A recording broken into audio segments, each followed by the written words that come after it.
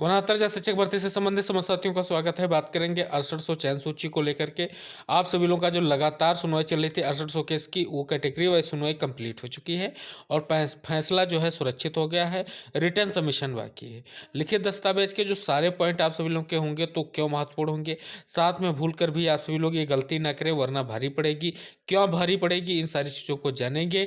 इसके लिए आपको क्या करना है, वीडियो को अंत तक देखना है, वीडियो को लाइक और शेयर करना है और चैनल को सब्सक्राइब करना है। तो चलिए बात करेंगे सबसे पहले आपके सभी को लिए कि जो आपकी कैटेगरी वाइज सुनवाई हुई वो कंप्लीट हो चुकी है, जिसको लेकर हमने एक वीडियो डिस्कस किया। उसमें हर कैटेगरी वाइज सारी चीज़ें हमने आपको स्पष्ट की है कि किन कैटेगरी वाइज ने क्या क्या चीज़ें यहाँ पर फोर्स की थी और किन चीज़ों को लेकर के उनको जो है फाइनल जो डिसीजन होने जा रहा है, फाइनल ऑर्डर होने जा रहा है, उसमें क्या लाभ मिल सकता है। तो वहाँ पर आप जा करके उस वीडियो को आप देखिएगा। उसमें सारी चीज़ें हमने जो है पॉइंट टू पॉइंट जितने भी एग्रीमेंट हैं, जितनी भी बहस उनकी हुई, उसको हमने वहाँ पर डिटेल में डिस्कस किया है। अब हम यहाँ पर बात करेंगे जो फैसला सुरक्षित हो गया है, अब रिटर्न सबमिशन आप सभी लोग का बाकी है।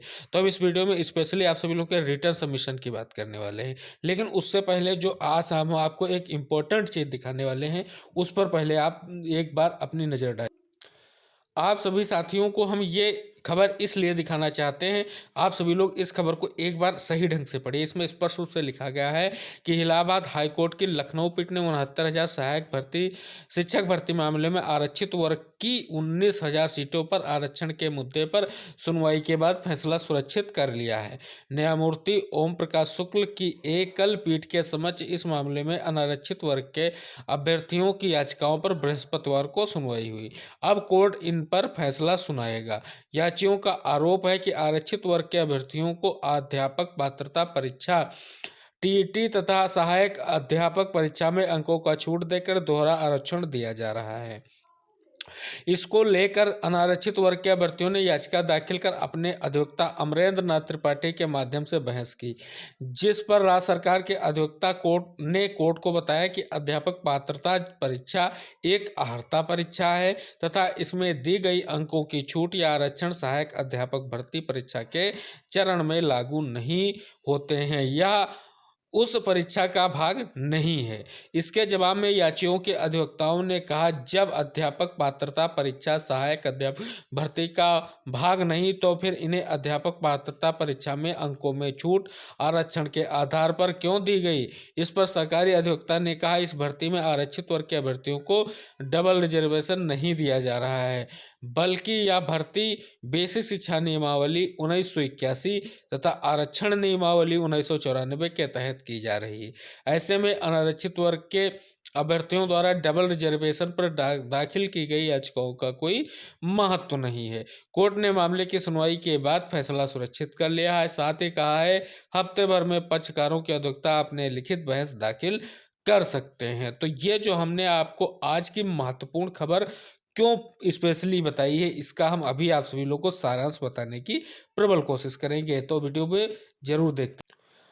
अब जो हमने आप सभी लोगों के साथ डिस्कस किया उसका मेन महत्वपूर्ण यही बात था कि जो भूल कर भी ना आप सभी लोगों की चूक भारी पड़ सकती। कल आप सभी लोग देख सकते हैं कि जर्नल ने समय मांगा था, जर्नल के अधिवक्ताओं ने, और अमरेंद्र त्रिपाठी जी और असित चतुर्वेदी जी ने कल बहुत सारी चीज़ें कही हैं, जिसमें आप सभी लोगों को पता है एक EWS की याचिका हमने पहले डिस्कस किया था कि इलाहाबाद बेंच में पेंडिंग है और 69,000 शिक्षक भर्ती को लेकर के ही पेंडिंग है। उसका जो है आगे चल करके राग लापा जाएगा और वही कल की सुनवाई में हुआ, आप सभी लोग को स्पष्ट रूप से देखने को मिला। साथ ही यहाँ पर यह भी बताया गया है कि गलत तरीके से रिजर्वेशन जो है दिया गया है, क्योंकि आयु में छूट, एज में छूट, इन सारी चीज़ों को लेकर के कल की जो सुनवाई थी उसमें 6800 चयनित साथियों की तरफ से ना तो किसी भी टीम की तरफ से कोई अधिवक्ता मौजूद नहीं था।